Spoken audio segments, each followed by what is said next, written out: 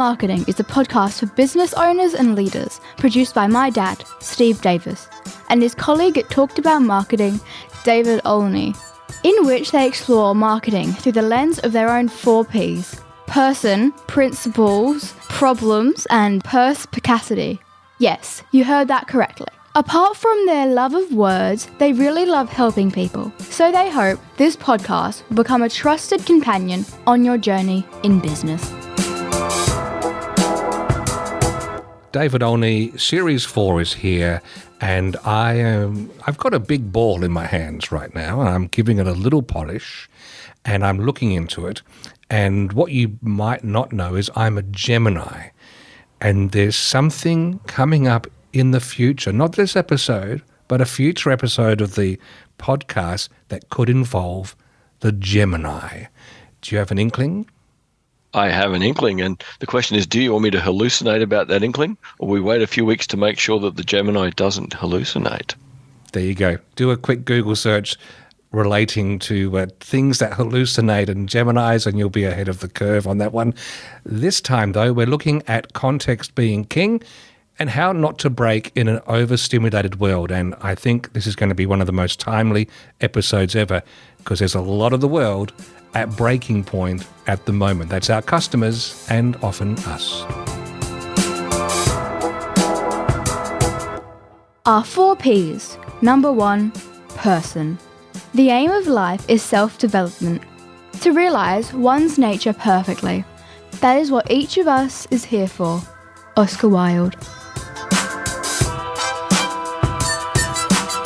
David, last year, which was 2023, you introduced me to the book Change Your Questions, Change Your Life, which is a happy little read. It's quite an interesting, quirky book, and it basically argues that when we ask questions from a judger perspective, such as, who is the idiot who did this, or how stupid was it to do that, versus a learner perspective, which might be interesting approach, what led you to bring that into consideration, etc. I read it and I thought, you know what, I generally try to be a good human. I like helping people get on well in the world, and I think I feel like I do a decent job of being a dad.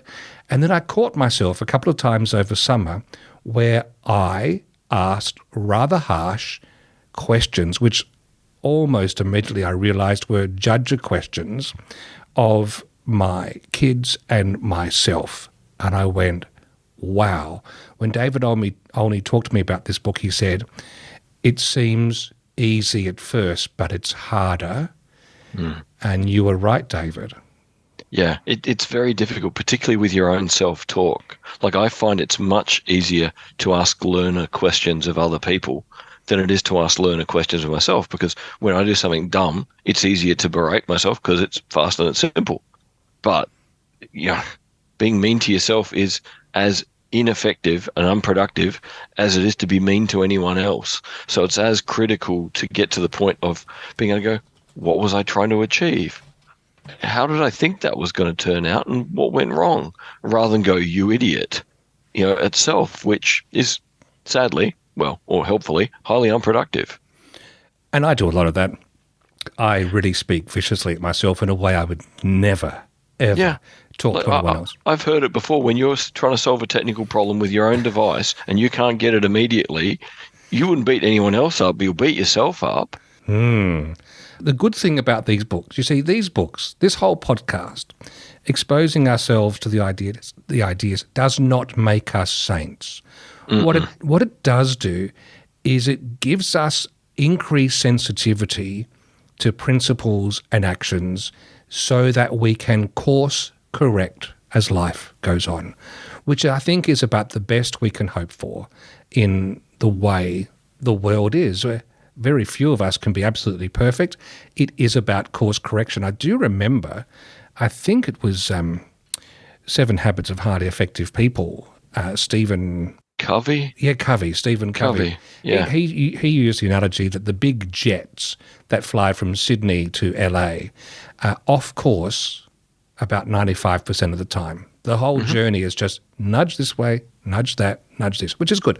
But the reason I raised this, because we have mentioned Change Your Questions, Change Your Life in passing in previous episodes. A new book I read over summer, thanks to you, is called How We Break by Vincent Deary. And towards the end of this book, which is a really fascinating read about a call to being kinder to ourselves, let alone others, he said, we are transformed by love, not by condemnation. And I know that for others, but it is just that reminder. Our self-talk voices can be quite vicious, and we're not going to help ourselves if we don't break that habit. No, and it's one of the wonderful things about Vincent Deary. He's just this amazing embodiment of asking learner questions to understand other people. But in the book, he gives the example of how he got overwhelmed by, his life, by his professional life, and ended up in a screaming heap. And the initial self-talk was not kind. And until his self-talk became kinder, he wasn't able to get up and get on with life again. And particularly in the terms of small business where our economy looks like it's moving okay at the moment, but in reality, everyone's being careful about money at the moment, where they're the ones spending it or hoping to earn it. And as a consequence of that, people are being more critical of everything. And the more critical you have to be in a complex world, the easier it is to slip in the habit of being critical of others or critical of self. And yet at the end of the day, you can start off trying to think about how to balance the books. And at the end of the day, realize you've actually beaten yourself up and belittled yourself and quite possibly said something nasty to someone you care about. And tomorrow starts a much harder day when you've not been kind to yourself and others than it needs to be. And thank goodness we often get the chance to say, hey, which I did to my kids, hey, sorry about that. I could have handled that very differently. And you can try and reset the balance. Of course, there's a little bit of residual damage that lingers for a bit. And, we have to work hard to build up that bank deposit. But imagine the state of the account for ourselves. That's the key thing. But there's a double header with this Vincent Deary book. And he's a Scot. He's got that lilting voice that's actually quite calming, and you sometimes don't realize just how transparent and open he's being in this book. It's very brave, but he goes through that, which I think instantly thought of myself and other small business people about that kindness of voice. But the other one he finishes on is really strong about rest, about making rest in your life a project. We identify ourselves with the person we see on the screen, and we live and die by what is happening to them. The screen can become another mirror, blocking out the world, holding us in thrall to a fixed and limited vision of ourself. As mirrors, screens can be entrancing. We can become lost in the world we created for ourselves. As windows too, they can be entrancing. We can become lost in other people's worlds, sometimes as a way of avoiding our own. We turn to television screens, often guiltily, not so much for an escape as for a reprieve, a temporary armistice. We tune in to the soothing rhythms of coherent dramas when our own is chaotic and exhausting. At the nadir of my own hopeless exhaustion, I remember days when I attached myself to a screen as if to an intravenous drip.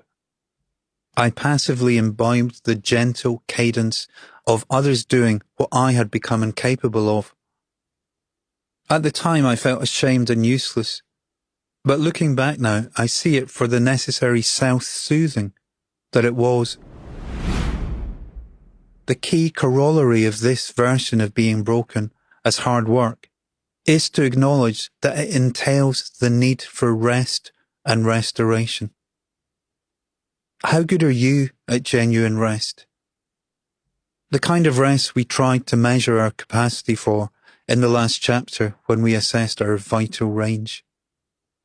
rest not just as a cessation of demand, but as a positive state with its own distinct physiological, emotional, and mental weather of ease, refreshment, and uplift, a replenishing of our vital resources. And how are you at restoration? At choosing to do things simply because they are joyful and lift your spirits?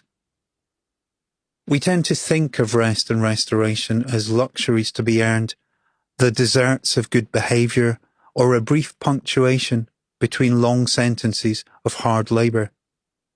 This is what I see in the clinic, in my friends, and in myself. Even the totally exhausted and depleted struggle more with rest than they do with being active. Rest is hard work. It takes work to rest, but if we don't, then we do worse and worse at our labour.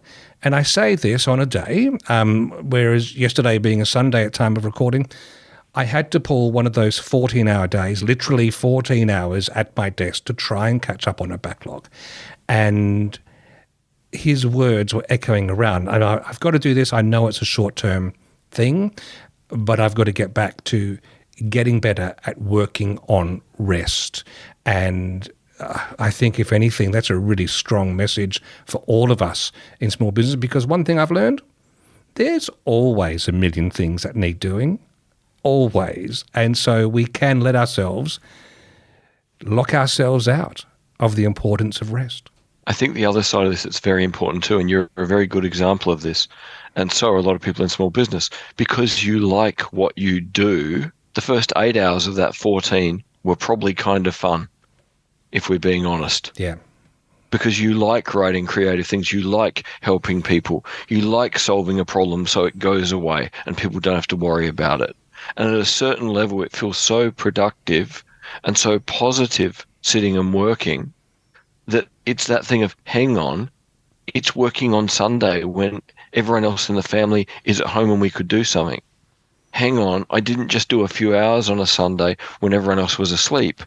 I spent the whole day. So it's about getting that broader context of, what does your work mean to you? But where's the balance between work and everything else that matters at least as much or possibly even more? And I love how we've opened our first person segment of our Series 4 with a conundrum, because you're dead right. That impacted, I'm normally the cook in the house. I had to cook under a lot of stress and pressure yesterday to fit it in. And, I was just quiet and closed off as we ate, because I knew I had another 4 or 5 hours still to go. Yeah. And so the temptation was to say, Steve, you absolute idiot, and go back around. So this is the conundrum. It's like that great image of the serpent chasing its tail. Yep. We've got to live with that and just gradually peel back and shed that old skin. Yep. And there's no easy way, is there? No, just try not to bite your own tail off. Our 4 Ps. Number 2, principles. You can never be overdressed or overeducated. Oscar Wilde.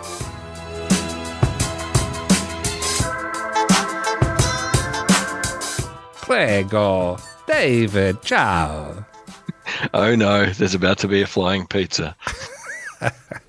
We read an Italian book over summer. Well, I read it over summer. You've read it before. I've read it a couple of times before. Now, do you want me to say his name? Because it took me weeks to work out how to say it properly. I'll do the title, you do the name. Okay. The book we're talking about is The Book of the Courtier by Baldassare Castiglione. Yeah. Espresso.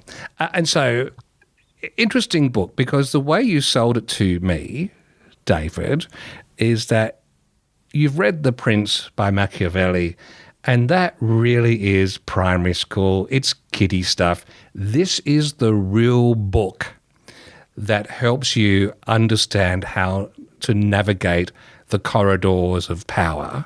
And I read it and I was drawn in, and it was these gentlefolk, aristocrats, over the course of a number of evenings, setting up questions and debating. And towards the end, probably about halfway through, I really started to get jack of these people.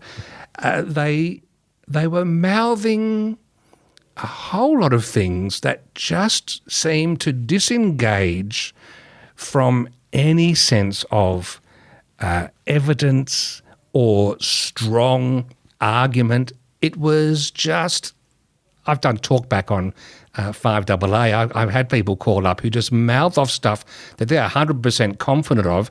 And if you had the time to say, well, how do you know that? And go down 3 or 4 levels, they have no idea. They're just mouthing stuff.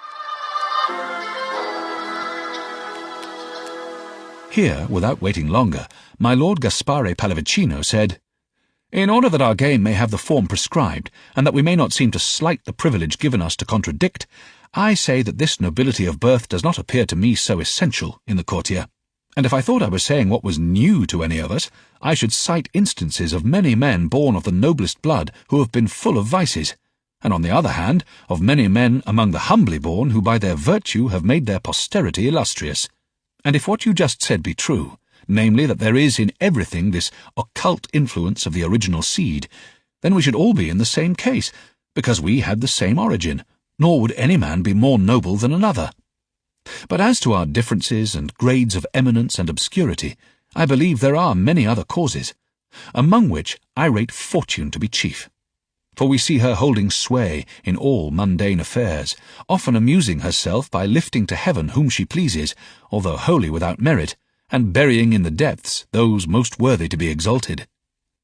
I quite agree with what you say as to the good fortune of those endowed from birth with advantages of mind and body, but this is seen as well among the humbly born as among the nobly born, since nature has no such subtle distinctions as these, and often, as I said, the highest gifts of nature are found among the most obscure. Therefore, since this nobility of birth is won neither by talent, nor by strength, nor by craft, and is rather the merit of our predecessors than our own, it seems to me too extravagant to maintain that if our courtier's parents be humbly born, all his good qualities are spoiled, and that all those other qualifications that you mentioned do not avail to raise him to the summit of perfection. I mean talent, beauty of feature, comeliness of person, and that grace which makes him always charming to everyone at first sight."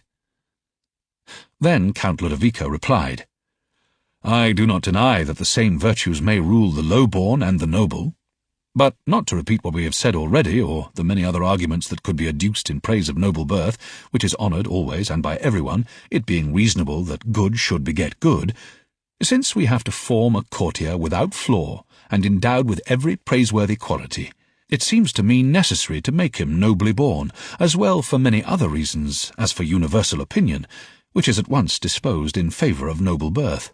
For if there be 2 courtiers who have as yet given no impression of themselves by good or evil acts, as soon as the one is known to have been born a gentleman, and the other not, he who is low-born will be far less esteemed by everyone than he who is high-born, and will need much effort and time to make upon men's minds that good impression which the other will have achieved in a moment, and merely by being a gentleman." It really frustrated me, David, and you're about to tell me that I missed it. I missed the ball. Well, I think it's totally okay to be frustrated, but it's about working out why you were frustrated. The key thing with Castiglione is he was able to serve people at that elite level in Renaissance Italy, but he himself was not of that level. And the key lesson he's trying to outline is when you are advising people, you have to understand where they live, what they think about, what they're interested in, what affects their status, what affects their reputation, because that is the only world they want to maintain. They're not interested in your world. They hire you to help them with their world. And it's the biggest thing I've seen in my years of consultancy, the number of consultants who go, "I've got an idea and I'm going to impose it on you and it'll be good for you." And of course the answer is no, it's not, because the consultant's world has very little to do with their client's world.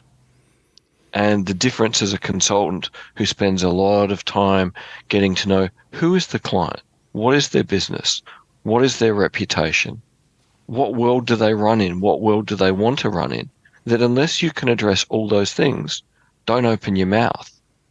And the power of Castiglione is the recognition that even though he is a social class below the people he works for, and he doesn't have real power, he's treated with respect and he's listened to, because his answers are always grounded in a bigger world than the people he works for, but expressed in terms that make sense to those who pay money to maintain their reputation and position.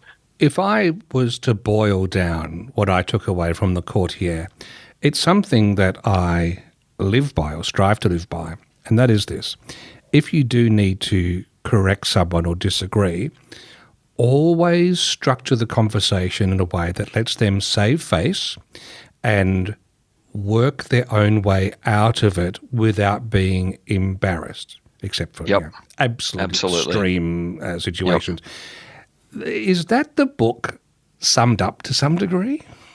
It's that twofold thing of recognize that your job is not to tell people what you want to say or what you want to hear. Your job is to advise them in what they're doing and what they're interested in. Now, if you can inform that in a deeper, better way, that's even better. If you can bring things to their attention they don't know about, that's even better.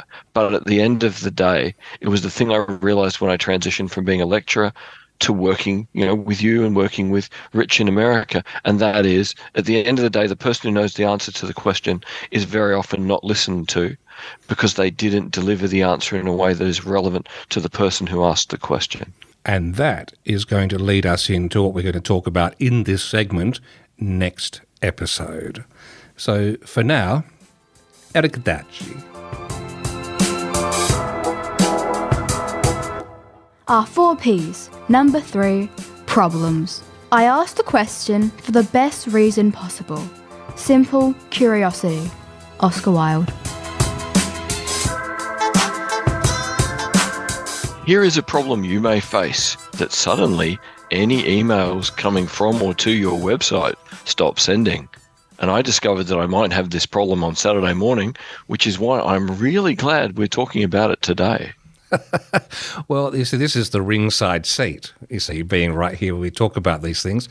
At the time of recording, it was the previous week when David Murren and I had to stop everything and just focus on this new change to the world of email deliverability that was foisted upon the world in February 2024 when Google and Yahoo decided to really lift the standards of what it is required for it to trust an email going through to its users. And you might think, I don't send much to Gmail people. Well, you probably do. There are about 5 or so billion email accounts on the planet. 1.5 billion of them are Gmail accounts. There's another 250,000, 230, there's a 250 million emails that are Yahoo. And I've also heard, and I don't know if David Murren, our chief IT web magician, has heard any more of this, but Apple and Outlook have both said they're going to follow suit, but there's no deadline. David Murren, first time joining the Talking About Marketing podcast. Have I got that right? Is that it in a nutshell? Pretty much so, yes. How do you then describe it as what we're doing here in trying to deal with this? We'll allow a little bit of rope for some technical terms, and I'll keep my eye on David Olney. When he starts rolling the eyes, I'll call a halt to it. That's just me being confused. That's fine. It's a normal state of affairs. David. I guess for many years, email delivery has been slightly lax, and the rules surrounding it have been very relaxed compared to what they should be. And that allows people to send emails pretending to be somebody else, which everybody in the world has received at some point or the other. And so what we're doing is creating those rules and systems and records around the business's domain names, which means that an email is sent from someone, either from their personal computer, from their email web service, from their CRM, from their mailing list system, from their invoicing system, whatever sends emails on your behalf. Even a form on your own website ultimately sends an email on your behalf, even if it's just sending it back to you. That's correct. And what we're doing, I guess, to put it in more of a simple term in real mail, is that, when you write a letter to somebody, you can write sender on the back of the letter. And that tells the person before they open it, it's coming from Steve at Talked About Marketing. When you have a website, when you have a CRM, you're allowing somebody else to write your sender on the back of that envelope because you want it to come from you, which is okay. What you don't want is some random website writing sender on the back of an envelope and sending it pretending to be you. And that's the difference between what we're trying to stop and what we're trying to allow through. That is a magnificent analogy. I wish I had gone with that. That was a good one. It's like David Olney's discovered a new bizarre scotch. He's about halfway through the bottle and decides he's going to email the world as Steve at Talked About Marketing. This helps me cut down on that, doesn't it? Yes, it does. No, it doesn't, because I finish drinking the bottle and then don't send the email because I feel guilty. Now we know why the eyes are rolling down the back of your head, if that's the reason why. Big sleep. All right. So look, David, thank you for that. Basically, on our website, we do have an email deliverability page. It's also flagged at the time of recording on our homepage, where we've got a couple of services that we can offer. There's a one-stop, one-off thing. At the moment, it's $250 plus GST. And David, you basically go through like a stormtrooper, have a chat to someone, find out what is sending email on their behalf, set up all the records properly. And at some level, you might be okay just doing that. But then we've got the Email Guardian, which is an ongoing service that's about $7-ish a month. It's even cheaper if you just pay for it a year at a time. What does that do, David?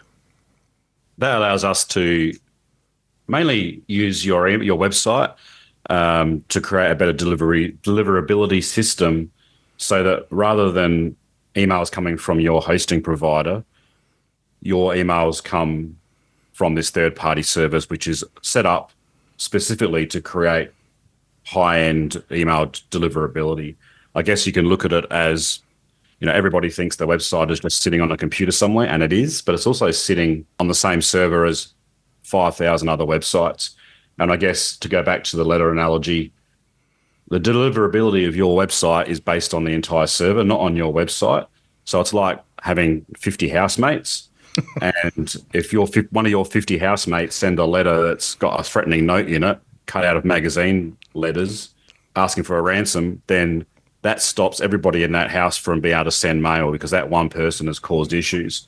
So by using a third-party service, you're removing the need to use or risk using that hosting to send an email, which could mean you lose out on 1, 2, 5 customers and lots of money for your business. That's also a great analogy too, because most of us are using shared hosting because it is much more affordable. And this is just a little sidestep to keep your email quarantined. Then we haven't got David Olney cutting messages out of magazines. And Hey, I can't do that. It's a great advantage of being blind. Oh, yeah, that's a good point. All right, David Murrin, thank you for coming out of the what do you call it? The cave that you operate in with all these gizmos, and keeping us on the straight and narrow. Quick apology to our regular listeners. We do not sell in this podcast, but we have mentioned these services because, frankly, the stakes are too high. That's correct.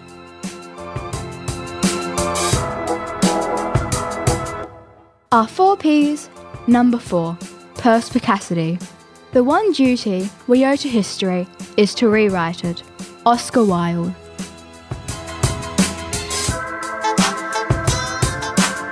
I always feel a little bit unclean when I talk about other podcasts I listen to on this podcast, but I do. I admit it, David. I listen around. I'm sorry. That's okay. That's why you have multiple Tinder profiles.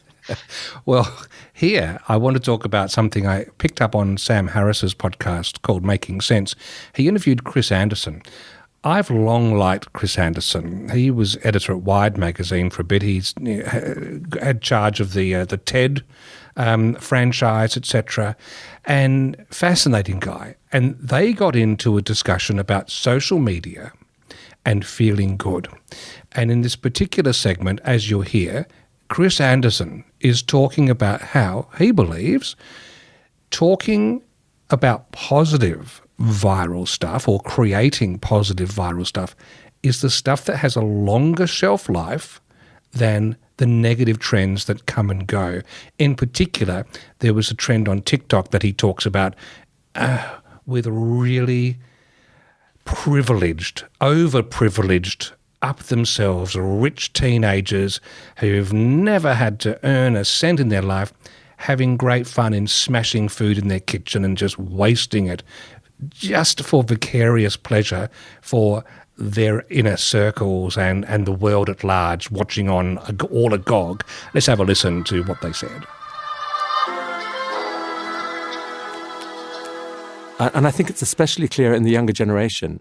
I met this kid called Milad Merg, who is, he was inspired by Mr. Beast, who's a big influencer on YouTube, but he just works in a sandwich shop, and he saw these videos on TikTok of, huge amounts of food just being dumped and wasted just for the fun of it, sort of rich kids wasting lots of food in their parents' kitchen. He was disgusted by it, did his own video where he had huge amounts of peanut butter and jelly and instead turned it into handmade sandwiches, packed up a bunch of them, like 100 plus, went out into the streets and gave them away to people.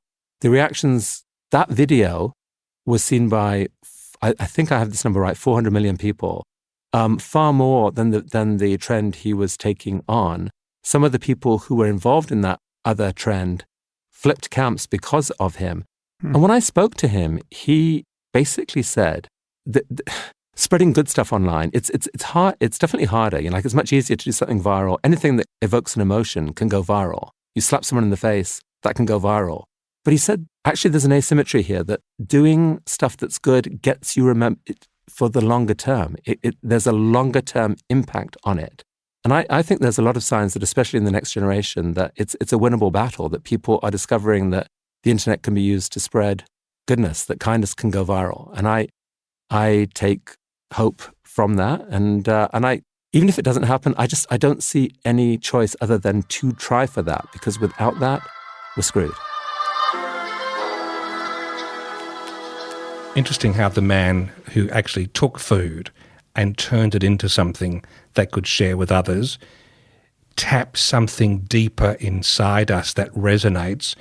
And I think Chris Anderson, I agree with his thesis. I think that stuff will wait around a lot longer, live a lot longer than the other. And of course, this segment, perspicacities, will be think about thinking. And I've got one example, David, before I hear what you want to say about this, but there was a video that I was using in, I reckon, 2008, 2009, and I've seen a remake of this recently of an older gentleman sitting on a footpath, blind, he's begging, he's got a sign that says, "I'm blind, I cannot see," and some people throw a coin or two in his bowl, not very many. And then this young woman stops, looks at the sign, bends down, gets out a texter, turns it over, and we hear her squiggling something. We don't see what she's written. She gets up, she walks away. And next minute, coins, chung, chung, chung, non-stop. And it turns out, we find out when the camera pans back, what she wrote was, "Today is a beautiful day, but I cannot see it." And that connected with people and made them respond. Do you see these two things tied together, something in our psyche, David? Negative things seem to hit us instantly, but in that negative way of, we pay attention because we don't want the negative to flow onto us. But positive things seem to stick in us and have more of an impact for longer, but you need to do more work to make them. Anyone can pull stuff out of a fridge and break it. But someone making food and then distributing it, or changing that sign. Now, I'd really like to see that changing the sign experiment done again, because I'm not sure how well that example would work. I'm sure examples like it would work. Or what are you saying? You're saying we're just too close-minded and busy and wouldn't care? I think now there could be the problem that most people are looking at their phone and wouldn't see the sign. So now it becomes a broader question of situational awareness, of would you even notice the person begging? And now that there are more homeless people, and most of us have a phone in our hand, in my case I don't, because I've got the cane in one and I want the other one free. But I wonder now whether we've lost the degree of situational awareness, where the poignancy of that sign, it would only be people who are used to being situationally aware that would notice. The deeper irony there is that because we're buried in our phones, and I see it, it's so obvious, everyone is blind and cannot see the world around them. They need the help. They need this gentleman to stick his foot out to make them trip over and go, "Oh, gee, maybe I should maintain awareness of my surroundings," for crying out loud. Yeah, like today I would almost want to try a line on the sign that says, "If you can see that I can't see, would you be willing to help?" Let's close on something with a glimmer of hope, and it involves the BBC. You've got a hunch, David. Well, not just a hunch, a wonderful thing. You know, a few years ago, the BBC started on Christmas Day doing a thing they called the HappyPod. And they turned one edition of the Global News podcast on Christmas into only happy news. And I, was doing my yoga practice today and wanted to listen to a podcast and asked for the Global News podcast, and instead up popped the HappyPod from yesterday. So it's now being done more frequently. And what it means is, as often as Jackie Leonard records it now, and I've got to go and check how often this now is, you just get happy news. It was wonderful. It was all about people learning to be bird watchers in Uganda so they could become like nature and wildlife guides. It was talking about Joni Mitchell after a huge stroke being able to perform at the Grammys. It was just all this fun and positive stuff that says there's all these good things going on that normally editors skip because there isn't an ambulance to chase. So instead of tearing down paradise and putting up a parking lot, we could tear away from our phones and gaze at the world around us. Good move. Thank you for listening to Talking About Marketing. If you enjoyed it, please leave a rating or a review in your favourite podcast app. And if you found it helpful, please share it with others. Steve and David always welcome your comments and questions, so send them to podcast@talkedaboutmarketing.com. And finally, the last word to Oscar Wilde. There's only one thing worse than being talked about, and that's not being talked about.